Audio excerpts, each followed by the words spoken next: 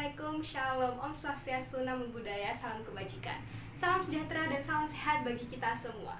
Nah, tak kenal maka tak sayang, maka perkenalkan nama saya Kristabel Widyadana Endar, MR Wira Unit SMA N2 Sidoarjo. Pada kesempatan kali ini saya akan menjelaskan mengenai donor darah. Nah, sebelum kita masuk ke donor darah itu apa, kita masuk dulu mengenai darah. Kita bahas mengenai darah sedikit aja.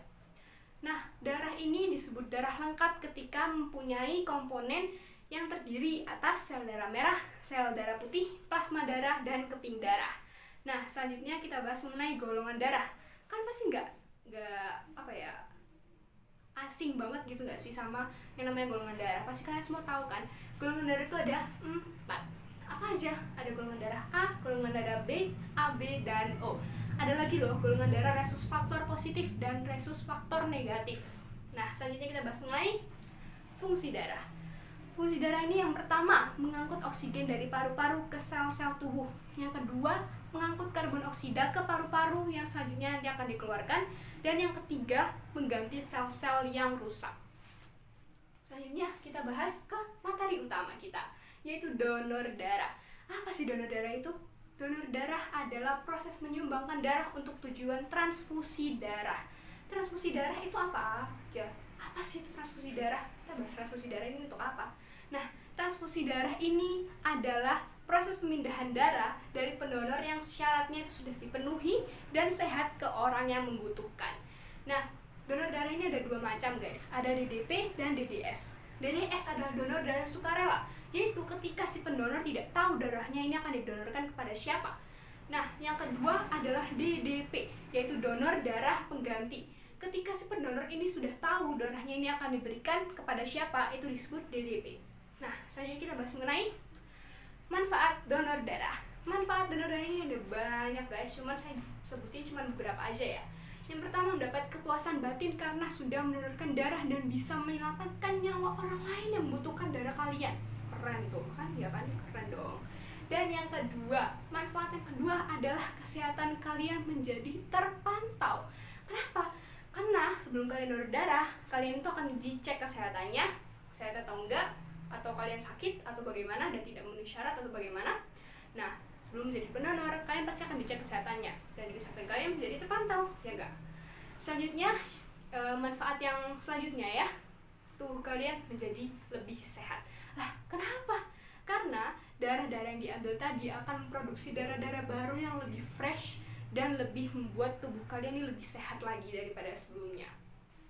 Nah, selanjutnya kita bahas lanjut lagi mengenai manfaatnya. Kalian bisa menjadi relawan PMI dan ikut meramaikan atau ikut menjadi bergabung ya ke kegiatan kemanusiaan lainnya. Kalian bisa dapat relasi teman, sahabat, atau bahkan kalian bisa cari pacar di sana.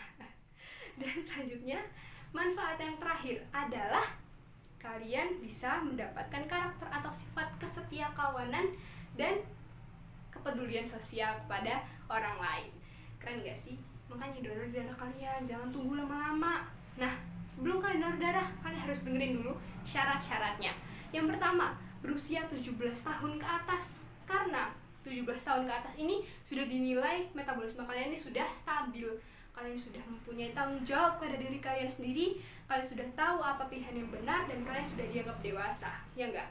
Nah, syaratnya kedua, berat badan minimal 45 kg. Kenapa? Kalau enggak, ini bakalan beresiko ke diri kalian sendiri. Entah kalian bakal lemes, pusing, kekurangan darah, dan semacamnya.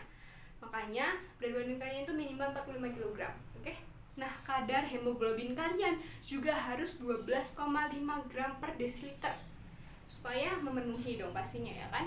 Terus syarat yang selanjutnya adalah tekanan darah sistolik kalian harus 100-180 mmHg dan tekanan darah diastolik kalian harus 50-100 mmHg. Nah, itu adalah syarat-syarat yang terpenting. Nah, selanjutnya apa lagi syaratnya? Adalah gini guys, untuk penderita penyakit kronis seperti hepatitis, sifilis, jantung, HIV, AIDS, paru, kencing manis, dan penyakit kronis lainnya itu nggak diperkenankan ya untuk menurunkan darahnya karena takutnya itu berisiko buat diri mereka sendiri diri pendonor dan diri yang didonorkan atau diri orang lain yang mendapat darah kalian. Itu bukan beresiko buat mereka juga. Nah, syarat yang terakhir ada wanita haid dan ibu menyusui atau hamil tidak diperkenankan juga untuk mendonorkan darah mereka karena takutnya berisiko buat diri mereka dan diri bayinya ya. Nah, kita lanjut bahas ke bagaimana menjadi pendonor darah. Ada langkah-langkahnya. Yang pertama, kalian datang aja ke unit transfusi darah terdekat. Nanti kalian masuk, kalian diberi formulir, mengisi formulir yang isinya riwayat kesehatan dan biodata kalian. Kalian harus isi sejujur-jujurnya ya. Selanjutnya, formulir tersebut akan diberikan ke bagian administrasi dan kalian akan dipanggil untuk mendapatkan nomor antrian. Setelah itu, ketika sudah sampai ke antrian kalian dipanggil untuk ke ruangan dokter untuk dicek kesehatan kalian. Selanjutnya, kalian akan dicek HB-nya atau hemoglobinnya. Setelah itu, di bagian cek HB ini, kalian tuh bisa minta cek golongan darah. Kurang apa coba? Gratis lagi, ya nggak? Nah, setelah syarat-syarat yang sebelumnya sudah dipenuhi, kalian bisa langsung ke unit atau ruangan untuk transfusi darah. Sebelum masuk, kalian harus cuci tangan.